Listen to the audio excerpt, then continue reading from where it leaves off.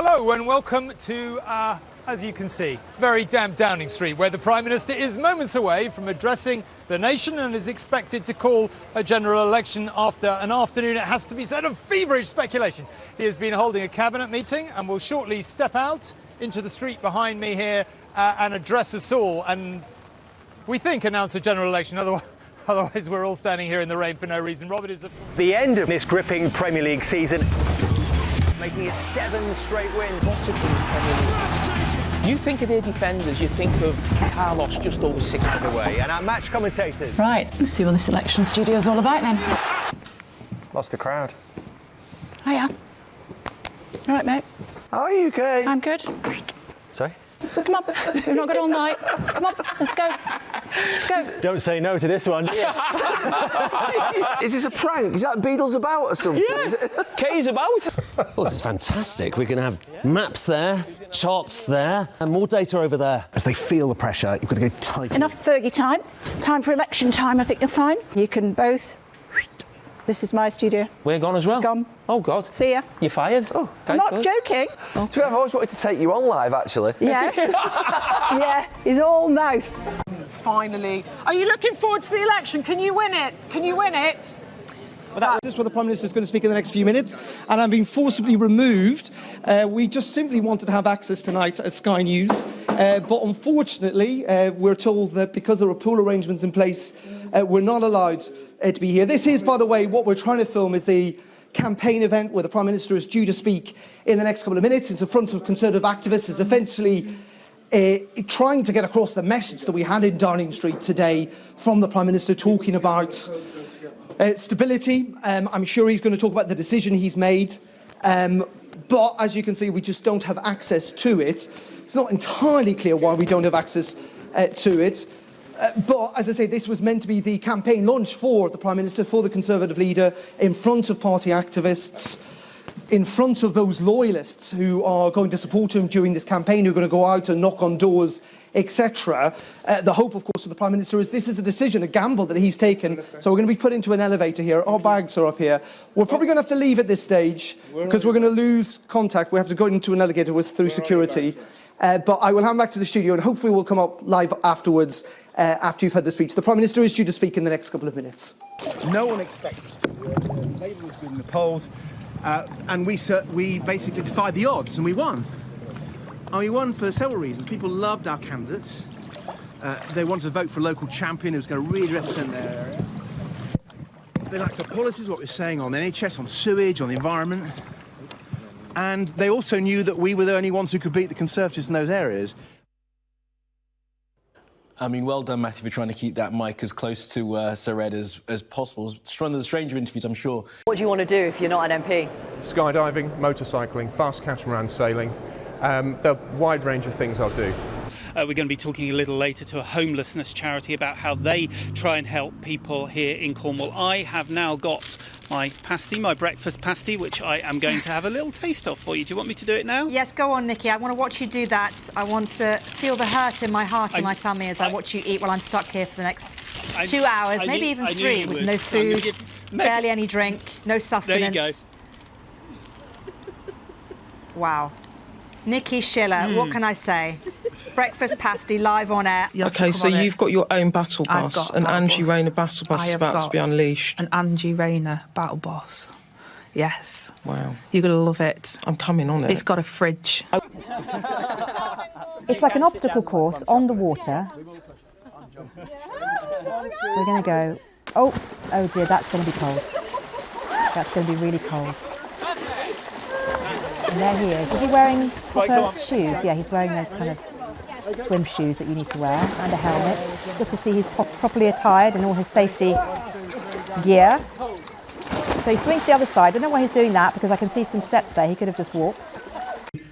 Sophie, Grant Shapps is phoning me. Take the call. Yeah, that's Grant a good Shapps idea. is just calling Sam Coates. So it's on his Apple phone. Give him a little minute to get it up, but he's going to take it now. Hello, Grant Shapps. You're live on Sky News. I'm in the studio with Sophie Ridge. Have you just seen that you're about to lose your seat, according to the Sky News YouGov projection?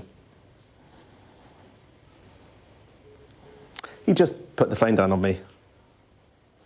There we go. We did try. I did thought say he was hello? calling up for a direct comment, but we will, of course, get more comment from Grant Shapps later on today. Fair enough, not everyone wants to take a call like that live on Sky News. I'm sure many people will be in the same position as well. But we will reach out to Grant Shapps if you can only imagine the aides going, put the phone down, put the phone down. Sir Ed Davey appearing here now. Oh, there he is, yeah. They want to restore that back to the 2016 levels. That. Do you want to go and grab him or go and say hi? Are you looking forward to today's event? Always. Oh, you have a prop for us. What have you got for us today? Well, it's going to be blue, and it's going to come down. We'll come and see in a minute or two. So you can't justify the way you have been parachuted into Basildon and Billericay. You're not denying it's a stitch-up and it's anti-democratic. Emily Thornberry today has admitted... I'm going to stop you now. This is ridiculous. This is ridiculous. You said in an interview earlier this year you were bloody loyal to the North East. What happened to that? John, I've already answered these questions. No, you haven't. Actually, I have. When? When I did a Channel 4 News interview last week. Oh, right, it's one broadcaster, isn't it? This is a pool interview for all the other broadcasters. I think these broadcasters agreed. Crime and policing. Oh, we will need large numbers of more community policing. You know, there's just not enough police in our communities. We want also a burglary response guarantee, because too many burglaries don't get a police visit, let alone investigation. So we've got to take crime far more seriously. Every vote for the Lib Democrats is a vote for a local champion who'll champion your area, your community, and take forward these great Liberal Democrat ideas for a fair deal for our country to Westminster. OK, I think you did it. Teacup challenge, Ed Davey, done. And it was that question we came down to in the interview that I did with him earlier, where I pushed him time and time and time Fuck and time. in the face, pussy! How much is child allowance? That, I'm afraid, I don't know. It's actually not a Department for Education policy. It's a DWP one, and I'm afraid I don't know the exact. Sorry, is your title minister? Is your title Minister for Children? It is Minister for Children. And yes, you don't know. But you don't know what the child allowance is. Well, we don't run the benefits, I'm afraid. You're right. I should have found out before I came on here. So I have to tell you, as the Minister for Children, Families and Wellbeing, what child allowance is. What sort of job do you think you're doing here, Minister? Well, look, I'm sorry that I don't know the amount of it. Astonishing. You insist overall their manifesto is fully costed. It seems maybe slightly incongruous to be talking about that as we watch Sir Ed Davey build a sandcastle live. Here he goes, pops it out. He's going to have to give it a little tap. Give it a good tap. Yes, that's what I do. And I know everybody watching the news channel right now is going to be this a is lot so of exciting. suspense. Let's get close. Let's a get lot closer. of pressure. Oh, that's amazing. Okay, so there is a round of applause. I feel like applauding. I'd say those turrets aren't that pronounced. Okay. This is the route. This route is the Cognoscentius folder. I see. Right. Okay. Fine. Known me for years. I see. Oh, I'm so sorry. 25 years. Hello, sir. How are you doing? All right. Yeah. How are you going to be voting? I assume, given that Sir John has introduced us to us, you're going to be voting for him. Yeah, I am. Yeah. Yeah. Why? Why? He helped me a lot. Oh right. Okay. Yeah. Well, that's good. Yeah. That's he helped me to get a 2-bedroom bungalow, and that when the council turned around and said I was only entitled to one. What do you think about Rishi Sunak? Well, he's not standing it. He's the Prime Minister. Yeah, he is. Yeah. Welcome back now then. Just before the break, Sir Ed Davey, the leader of the Liberal Democrats, asked Laura Puddy here, or actually it was more his team asked Laura to find him the perfect summer outfit for the campaign trail. Yeah. Time for the big reveal? Yes, it is time for the big reveal. Come on out. I feel like we need glitter. We need more. Ed. Here we go. Wow. There you go. Yeah, you look absolutely amazing. You do a little turn. Down the catwalk. There you go. He's giving it blue steel. And then if you want to come on, Ed, suck in your cheekbones. Do it. Let's do it. Clench your buttocks. Turn around. Tell you what, Ed, as much as you... If you want to come, just stand, just maybe just here. Ed, you've been falling off paddle boards, you've been swinging on things, and this is the thing you're embarrassed by. You look fantastic. You do. Fantastic. Well, first and foremost, you look... Oh, if you turn around and face camera 2 for us there you go, so we get a good look. But you're not against big majorities then? The point I've made, and I'll repeat it again if you're struggling to get it, is that Keir Starmer I'm not struggling, Mr. Cleverly. I'm hearing very, very clearly indeed. You like big majorities so long as it's Tory majorities. No. Yes. You're clearly not listening, Ed. The point I'm saying, you're doing a lot of talking for someone that's meant to be listening.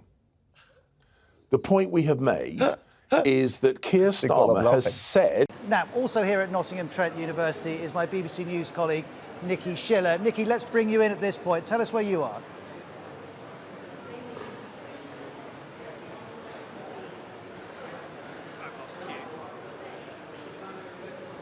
Yes, Ros.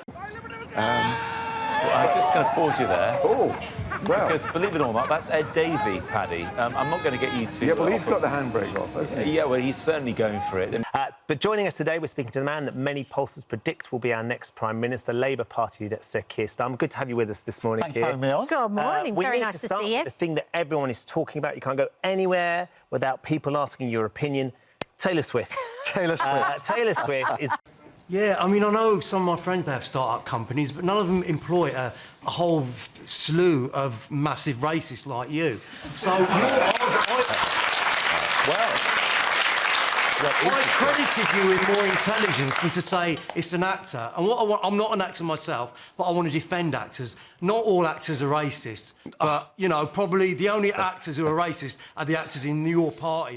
So, my favourite meal generally is sandwiches. So that is, I'm a big sandwich person. But actually, when I always on election night, we have a bit of a tradition. My local butcher, one of my local butchers called Kitson's in Northallerton High Street, always do a special election pie.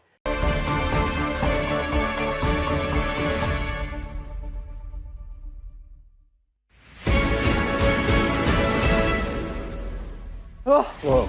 Oh my God.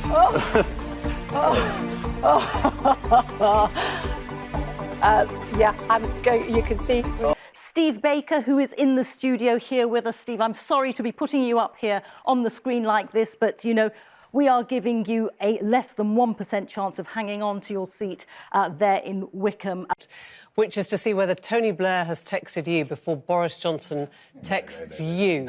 Have you heard from Boris Johnson so far tonight? And? It's running commentary. What, you want the time? I want to know what he said. Well, can you tell us? Sweet to hear. Yeah. No.